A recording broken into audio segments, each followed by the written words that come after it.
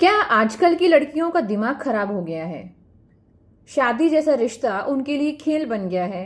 Divorce rate इतने ज़्यादा बढ़ गए हैं और आजकल तो सोशल मीडिया पर लोग अपने डाइवोर्स को सेलिब्रेट कर रहे हैं। महिलाएं इसको आज़ादी का नाम देती हैं कि हम इसे सेलिब्रेट कर रही हैं, हमारी आज़ादी है। क्या सच में आजकल की महिलाएं, द मॉडर्न फीमेल्स, इतनी खोखली हो गई हैं कि वो शादी जैसे रिश्ते को संभाल कर नहीं रख पा रही हैं? सच्चाई क्या है? पिछले 9 महीनों में मैंने लगभग 100 से ज़्यादा 1-to-1 सेशन किए हैं और हमारा हर महीने हीलिंग और मेडिटेशन बैच आता है जिसमें महिलाओं का इनरोलमेंट 90% रहता है। पुरुषों की संख्या इसमें 10% ही रही है और 1-to-1 सेशंस में भी लगभग 95% जो हैं फीमेल्स रही हैं, हर उम्र की, चाहे वो टीनेज में है, चाहे वो अपने प्योर अडल्टहुड में है या फिर एक ओल्ड एज की तरफ प्रोग्रेस कर रही हैं। इन सब से एक गहरे स्तर पर बातचीत करने के बाद जो अनुभव की पूंजी मुझे मिली है वो मैं आपके साथ साझा करना चाहती हूँ। पढ़ा तो पहले भी था इन सब चीज़ों के बारे में, लेकिन जब आप किसी के अनुभव को जीते हैं, जब कोई अपने जीवन का अनुभव आपको सुनाता है, वो एक अलग डायमेंशन है जिसको हर कोई टच नहीं कर सकता। So that's why I am sharing this knowledge with you. आप कभी एक 2 साल के 3 साल के बच्चे के पास बैठे हैं? आप चाहे फीमेल हैं चाहे मेल हैं, हम जब उस 2 साल के छोटे से बाबू के पास बैठते हैं ना, तो हमारे अंदर की एक सॉफ्ट साइड पैदा होती है। ओले ओले मेरा बच्चा, मेरा प्यालू, ये शब्द स्वाभाविक रूप से निकलने लग जाते हैं। ठीक है, जो इंसान बड़ी रूड शक्ल लेके घूमता है उसके भीतर भी कुछ इन्वोक होता है, कुछ जागृत होता है। उसके गाल को टच करना, उसके छोटे से हाथ को पकड़ना, यानी आप किसकी बगल में बैठे हैं इससे बहुत ज्यादा फर्क पड़ता है आपके स्वभाव के ऊपर। अगर आपकी बगल में एक छोटा सा प्यारा सा बाबू है, छोटा सा बच्चा है, तो उसकी प्रेजेंस आपके अंदर की एक सॉफ्टनेस को बढ़ावा देती है और आपके व्यवहार में वो चीज झलकती है। अब ऐसा ही एक फीमेल के साथ है कि जो महिला है उसके बराबर में कौन है, यानी उसके बराबर में जीवन कौन जी रहा है। जब वो शादी करके अपने पति के घर आती है या चाहे किसी रिलेशनशिप में आती है, तो एक फीमेल में एक बहुत ही साइलेंट डिजायर होती है। उसके भीतर वो डिजायर होती है कि वो प्रोटेक्टेड फील करना चाहती है। जैसे कि हम अगर ट्रेडिशनली भी माँ लक्ष्मी को देखें तो वो श्री विष्णु भगवान जी के चरणों में बैठी हुई है। वो क्या आइडिया डिपिक्ट करता है? मैं यहाँ पे पैट्रियार्की की बात नहीं कर रही। हम किसी के चरणों में बैठना क्यों पसंद करेंगे? हम किसी को वो ऑनर क्यों देंगे? हमको कुछ मिल रहा होगा ना बदले में।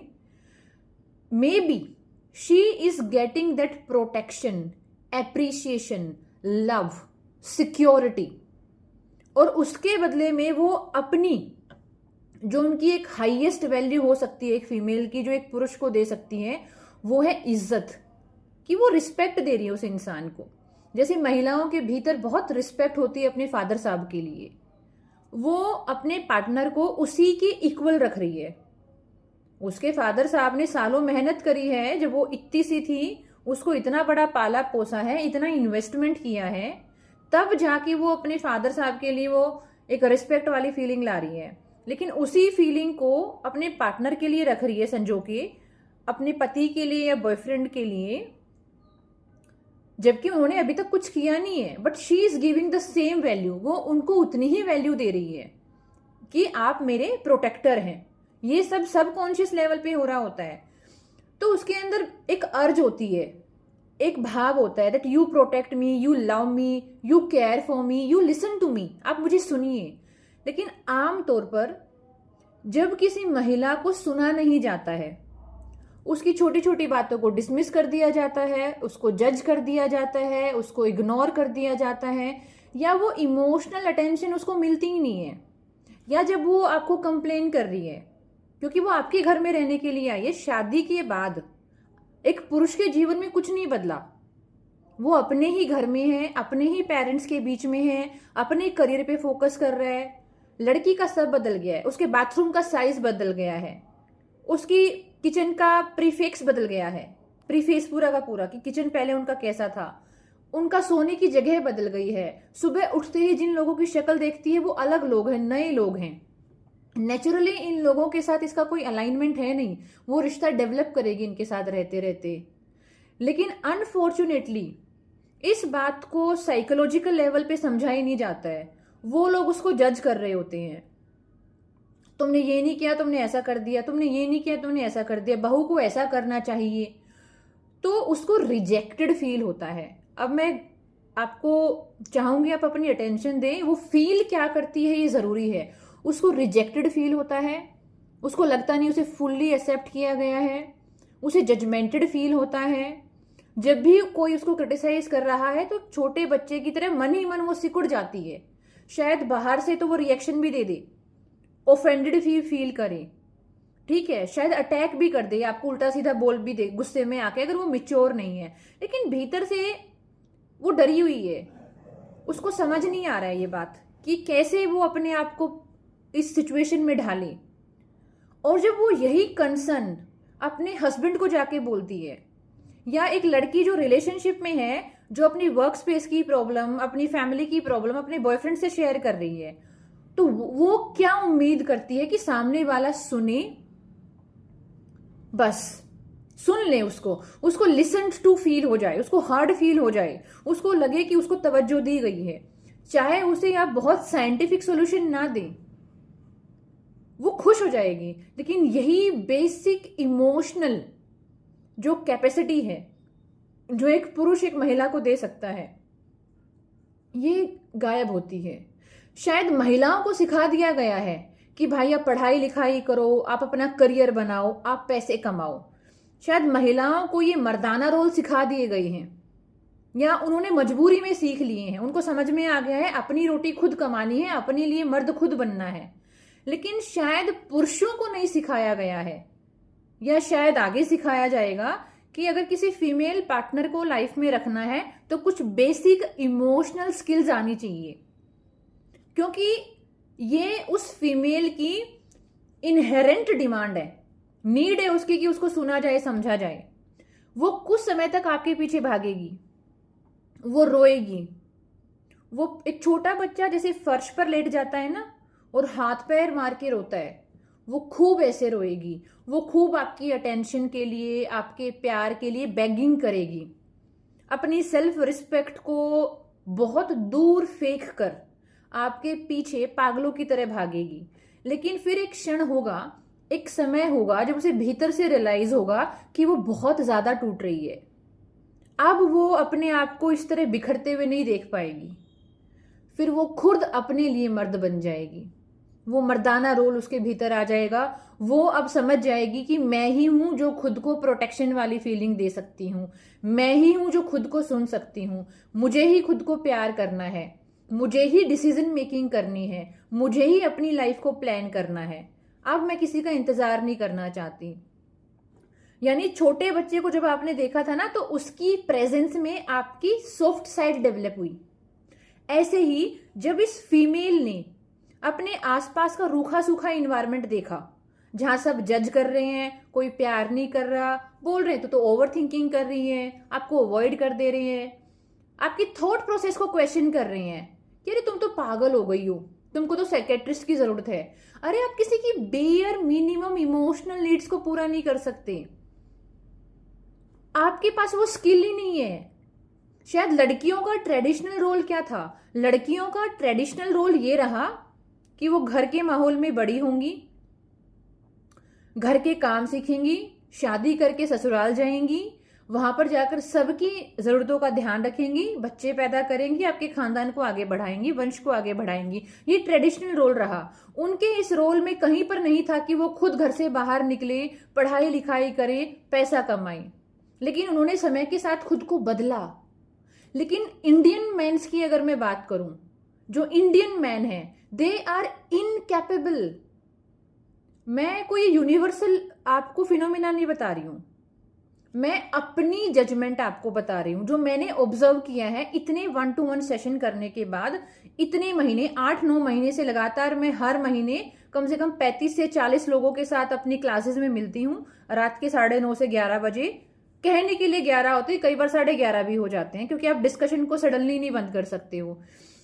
इतना टाइम मैंने इन महिलाओं के साथ और इवन मेल्स के साथ भी बिताया है जो हमारे सेशन में आते हैं, और ये पाया है दैट मेजोरिटी, मैंने ये नहीं बोल रही मैं सब, लेकिन majority of male in Indian society emotionally handicap हैं। उनको पता ही नहीं है कि अपनी फीमेल को सुनना होता है, उसको एक वैलिडेशन देना होता है कि हाँ चल ठीक है, जो तू फील कर रही है ना वो जायज है, और उसके लिए कुछ एक्शन भी लेना होता है। वो प्रॉपर्टी नहीं मांग रही, वो पैसा नहीं मांग रही, वो गोल्ड नहीं मांग रही। देखिए, आप कमेंट सेक्शन में लिख सकते हैं कि महिलाएं तो गोल्ड डिगर होती हैं, फलानी वाली महिला ने झूठा केस लगा दिया और उसकी प्रॉपर्टी छीन ली। आप ऐसी बातें कह सकते हैं, लेकिन मैंने क्या बोला आपको, मैं मेजोरिटी की बात कर रही हूं।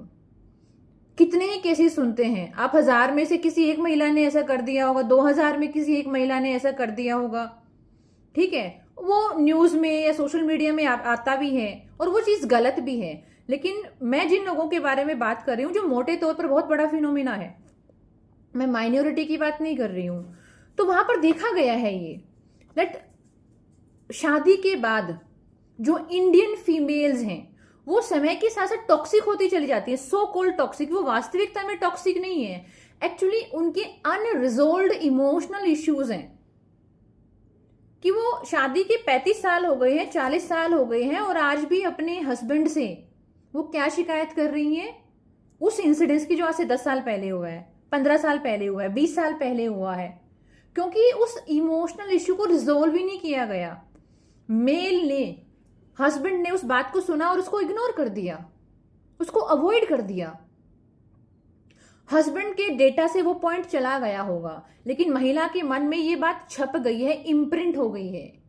वो उनका एक डेटा पॉइंट बन गया। जब भी कोई लड़ाई होगी उनका ये रेफरेंस पॉइंट रहेगा। रिपेयरिंग ही नहीं हुई। रिपेयरिंग बहुत खूबसूरत शब्द है, उस रिश्ते को रिपेयर ही नहीं किया गया, उसमें बहुत सारे रप्चर्स आ गए हैं।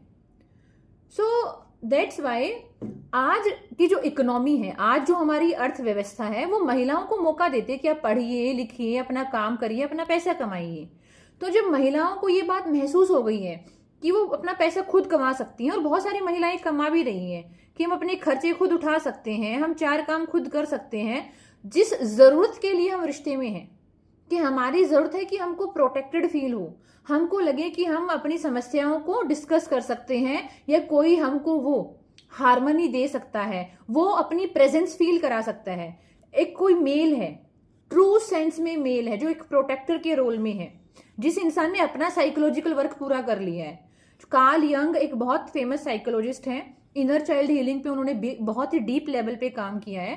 तो उनका मानना है कि हर इंसान को अपना एक बेसिक साइकोलॉजिकल वर्क पूरा करना चाहिए। अ जर्नी टुवर्ड कंप्लीटनेस, यानी completeness, a journey toward completeness, wholeness, यानी आप एक कंप्लीट इंडिविजुअल हो, आपके पास क्षमता हो अपने भी इमोशंस को प्रोसेस करने की, और सामने वाले इंसान की इमोशन को प्रोसेस करने की। तो अगर कोई इंसान वास्तविकता में एक मेल है, एक ट्रू सेंस में मेल है, सुनेगा वो आपको अपनी प्रेजेंस में कंफर्ट फील कराएगा। उसको पता होगा कि at this right now, at this moment, सामने वाली फीमेल को मेरे क्रिटिसिज्म की जरूरत नहीं है, सामने वाली फीमेल को मेरे जजमेंट की जरूरत नहीं है, साइंटिफिक सॉल्यूशन की जरूरत नहीं है। शायद वो 5 मिनट 10 मिनट अपनी बातें बताएगी, शांत हो जाएगी। All she need just a hug and may be a किस, एंड इश्यू रिजोल्व। लेकिन वही जो 5-10 मिनट जो मीनिंगफुल मिनट हो सकती हैं, वो मिली ही नहीं उसे।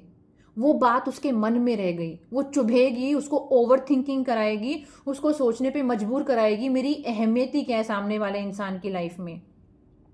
वो उसको महसूस कराएगी ये बात कि मैं एग्जिस्ट ही नहीं करती, मेरा होना ही बेकार है, शायद इंसान मेरे को प्यार ही नहीं करता।